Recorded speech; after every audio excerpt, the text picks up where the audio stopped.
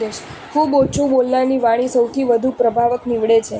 પૈસાથી માત્ર સુવિધા મળે, સલામતી નહીં. મગજને તિજોરી જેવું બનાવો, વખાર જેવું નહીં. કોઈના દુઃખમાં કે પાપમાં નિમિત્ત ન બનો. વળાંક આવે તો વળવું પડે અને રસ્તો બદલાયો ન કહેવાય. સમયની સાથે થોડું બદલવું પડે અને સ્વભાવ બદલ્યો ન કહેવાય. જેટલા સાચા હશો ને તેટલા જ એકલા હશો. યશનો લોભ રાખવો એ પૂર્ણ મૂર્ખતા છે. ચક્રવર્તીનું નામ પણ ભૂસાઈ જાય છે. સંબંધની શરૂઆત બે વ્યક્તિના નિર્ણયથી થાય છે અને અંત કોઈ એકના નિર્ણયથી થાય છે. નાટકમાં સૌથી અઘરું પાત્ર મૂર્ખનું હોય છે અને તે ભજવનાર બહુ જ હોશિયાર હોય છે. દરેક સાચી અને સારી વાત પહેલાં મજાક બને છે, પછી તેનો વિરોધ થાય છે અને છેવટે સ્વીકાર થાય છે. જે સંબંધમાં જતું કરે એ લેટ ગો અને જે સંબંધને જતો કરે તે ઈગો. કેટલું મેળવી શકો છો એ નહીં, પણ કેટલું માણી શકો છો એ સુખ.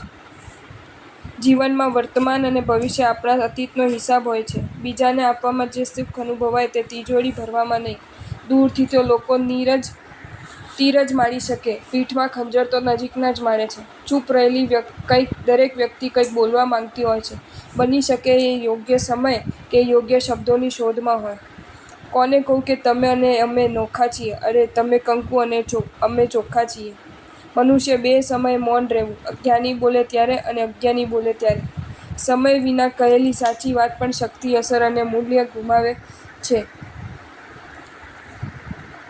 મજબૂત સમય ઝાઝો ટકતો નથી, પણ મજબૂત લોકો ચોક્કસ ટકે છે. ખુલાસો માત્ર એ વ્યક્તિને જ અપાય જેની શ્રવણ શક્તિ અને સમજણ શક્તિ બંને મજબૂત હોય. આપતા શીખી જાઓ, જગત તમારું નામ લેતા શીખી જશે. આજનું કામ આજે જ પતાવવાથી તમે એ લોકોથી આગળ નીકળી જશો જે કાલના ભરોસે બેઠા છે. કોઈની સલાહથી રસ્તો મળે, મંજિલ તો પોતાની મહેનતથી જ મળે. જ્યારે બીજાને સમજાવવું અઘરું થઈ જાય ત્યારે પોતે જ સમજી જવું વધુ યોગ્ય છે. હદથી વધારે વિશ્વાસ ન કરશો. શું ખબર લોકો તમને રમકડું સમજતા હોય. વધુ પડતી મેચ્યોરિટી જીવવા નથી દેતા. થોડી પાગલ થવું પણ જરૂરી છે. તીખા મરચાં કરતાં તીખી ભાષા વધુ હાનિકારક છે. મરચાં જીભ બાળે અને તીખી ભાષા જીવ બાળે. પોતાની શક્તિ અને બુદ્ધિ કરતાં પોતાની સમજદારી જ વધારે અગત્યની છે. ઉંમર પસાર થઈ રહી છે ત્રાજવાના કાંઠા સરખા કરવામાં. ક્યારેક ફરજ ભારે હોય છે તો ક્યારેક અરમાન. સફળ અને નિષ્ફળ લોકોમાં ફરક પાવરનો નહીં પણ વિલ પાવરનો હોય છે.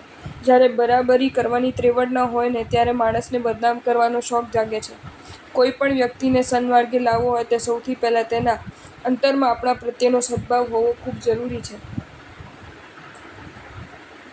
સાંભળનારની જેટલી સમજણ હોય એટલું જ બોલવું.